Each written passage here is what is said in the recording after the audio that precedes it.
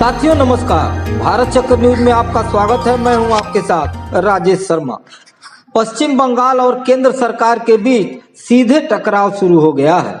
गुरुवार सुबह ईडी के छापे के बाद हुए घटनाक्रम के बाद अब कानूनी लड़ाई शुरू हो गई है। पश्चिम बंगाल पुलिस ने कथित अतिक्रमण और आपराधिक धमकी के आरोप में ईडी के अधिकारियों के खिलाफ एक एफआईआर दर्ज की है। खबरों के मुताबिक पश्चिम बंगाल पुलिस अतिक्रमण और आपराधिक धमकी में शामिल ईडी अधिकारियों को गिरफ्तार कर सकती है। दूसरी तरफ ईडी ने मुख्यमंत्री ममता बनर्जी पर जांच में बाधा डालने और तलाशी स्थल से जबरन सबूत हटाने का आरोप लगाते हुए कलकत्ता हाई कोर्ट में याचिका दायर की है। खबरों के मुताबिक कलकत्ता हाई कोर्ट ने मामला दर्ज करने की अनुमति दे दी है और सुनवाई शुक्रवार को होने की संभावना है। आई-पैक भी कोर्ट जाने की तैयारी कर रहा है। पश्चिम बंगाल की मुख्यमंत्री ममता बनर्जी और प्रवर्तन निदेशालय के बीच गुरुवार को बड़ा टकराव देखने को मिला। ईडी ने कलकत्ता हाई कोर्ट का रुख उस वक्त किया जब मुख्यमंत्री ममता बनर्जी राजनीतिक रणनीतिकार प्रशांत किशोर की कंसल्टेंसी कंपनी आई-पैक के प्रमुख प्रतीक जैन के आवास पर चल रही ईडी की छापेमारी के दौरान वहां पहुंची और कथित तौर पर फाइलें व एक मोबाइल फोन अपने साथ ले गई। ईडी ने गुरुवार शाम को बयान जारी किया। ईडी ने गुरुवार को कहा कि उसने कथित कोयला तस्करी गिरोह से जुड़े मनी लॉन्ड्रिंग मामले की जांच के सिलसिले में पश्चिम बंगाल और दिल्ली के 10 स्थानों पर तलाशी अभियान चलाया, लेकिन उसका दावा है कि कुछ जगह कार्रवाई में बाधा डाली गई। ईडी ने आरोप लगाया कि पश्चिम बंगाल की मुख्यमंत्री ममता बनर्जी के राज्य पुलिस कर्मियों के एक बड़े दल के साथ जाने आने के बाद स्थिति और बिगड़ गई। ईडी के अनुसार मुख्यमंत्री आई-पैक के सह संस्थापक और निदेशक प्रतीक जैन के घर में घुस गई और चल रही जांच से संबंधित महत्वपूर्ण दस्तावेज और इलेक्ट्रॉनिक डिवाइस जब्त कर लिया। ईडी ने आरोप लगाया कि इसके बाद मुख्यमंत्री का काफिला आई-पैक कार्यालय पहुंचा, जहां से मुख्यमंत्री, उनके सहयोगियों और पुलिस ने कथित तौर पर फाइलें और इलेक्ट्रॉनिक डिवाइस हटा दी।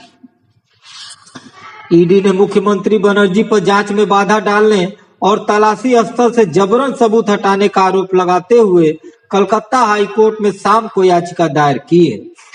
हाई कोर्ट ने मामला दर्ज करने की अनुमति दे दी है और सुनवाई शुक्रवार को होने की संभावना है। ईडी का कहना है कि कोयला तस्करी से प्राप्त धन को छिपाने में शामिल एक हवाला ऑपरेटर ने Indian Pacific consulting private limited को करोड़ों रुपए के लेन देन में मदद की।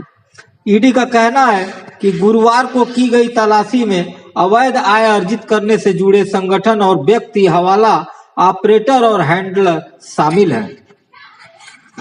केंद्रीय एजेंसी ने दावा किया कि छापामारी ठोस और विश्वसनीय सबूतों के आधार पर की गई थी।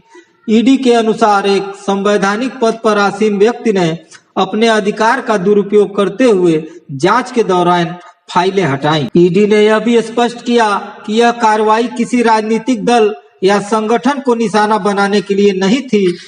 एजेंसी ने यह भी कहा कि इस कार्रवाई का चुनाव से कोई संबंध नहीं। हालांकि बंगाल में जल्द ही विधानसभा चुनाव है। टीएमसी और बीजेपी के बीच खुला टकराव देखा जा रहा है। बीजेपी हर तरह से पश्चिम बंगाल की सत्ता पाना चाहती है। प्रतीक जैन का आई-पैक से जुड़ाव विशेष ध्यान आकर्षित कर रहा है। हालांकि ईडी ने आई-पैक को आरोपी के रूप में नामित नहीं किया गया है, लेकिन आई-पैक ने भी अब कलकत्ता हाई कोर्ट में याचिका लगाई है, जिसकी सुनवाई शुक्रवार को ईडी की याचिका के साथ हो सकती है। प्रतीक जैन की गतिविधियां गहन जांच के दायरे में आ गई हैं।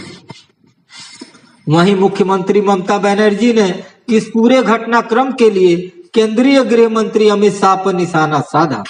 उन्होंने आरोप लगाया कि ईडी का इस्तेमाल तृणमूल कांग्रेस की चुनावी रणनीति, संभावित उम्मीदवारों की सूची और प्रचार योजनाएं चुराने के लिए किया जा रहा है।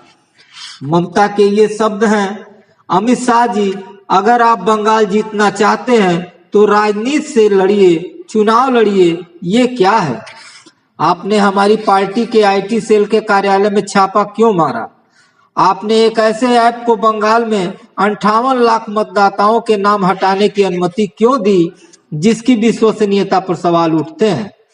उन्होंने कहा, अगर आप इसी तरह से चलते रहे तो मुझे यह कहते हुए खेद हो रहा है कि श्री अमित शाह आपको बंगाल में एक भी सीट नहीं मिलेगी। श्रीमान प्रधानमंत्री, कृपया अपने गृह मंत्री पर नियंत्रण रखें। ममता बनर्जी ने कहा, आईपैक कोई निजी संगठन नहीं है, इसे तृणमूल कांग्रेस ने अपनी ओर से काम करने के लिए अधिकृत किया है। हम एक पंजीकृत राजनीतिक दल हैं, हम आयकर दाखिल करते हैं, हमारे निर्वाचित प्रतिनिधि हैं, हमारा ऑडिट होता है। भाजपा को कभी नोटिस क्यों नहीं भेजा जाता? वे धन बल और बाहुबल का इस्तेमाल करते हैं और लोकतंत्र के दुश्मन हैं। बीजेपी की ओर से बयान। भाजपा से जुड़े स्वप्न दास गुप्ता ने कहा, जब कोई मुख्यमंत्री ईडी या किसी अन्य केंद्रीय एजेंसी की छापेमारी के दौरान कथित आपत्तिजनक दस्तावेज खुद हटाती है तो यह संविधान और कानून शासन से ऊपर खुद को रखने जैसा है। कुछ लोग दूसरों से ज्यादा बराबर हैं। विधानसभा में विपक्ष के नेता शिवेंदु अधिकारी ने ईडी से मुख्यमंत्री के खिलाफ एफआईआर दर्ज करने की मांग की। सीपीएम और कांग्रेस दोनों ने पूरे घटनाक्रम को पूर्व नियोजित ड्रामा करार दिया। सीपीएम के राज्य सचिव मोहम्मद सलीम ने कहा, छापेमारी को लेकर नाटक किया जा रहा है, लेकिन सच्चाई सामने आएगी। अगर आईपैक एक निजी कंपनी है और उस पर छापा पड़ा है तो मुख्यमंत्री को वहां जाने की क्या जरूरत थी? प्रदेश कांग्रेस अध्यक्ष शुभंकर सरकार ने भी सवाल उठाए। उन्होंने कहा, मुख्यमंत्री पुलिस कमिश्नर के साथ एक निजी संस्था के कार्यालय क्यों गई थी जब वहां ईडी की कार्रवाई चल रही थी? किस कानून के तहत वो छापेमारी के दौरान फाइलें बाहर ले जा सकती हैं और ईडी ने उन्हें ऐसा करने कैसे दिया? क्या यह आपसी समझौता की राजनीति को नहीं दर्शाता? उन्होंने इसे बंगाल में चल रही दो ध्रुवी राजनीति का उदाहरण बताते हुए कहा, दीदी और मोदी दोनों जनता को गुमराह करने की कोशिश कर रहे हैं। आज के लिए बस इतना ही। कल फिर मिलते हैं देश दुनिया की बड़ी खबरों के साथ। आप देखते रहिए भारत चक्र न्यूज। नमस्कार, जय हिंद।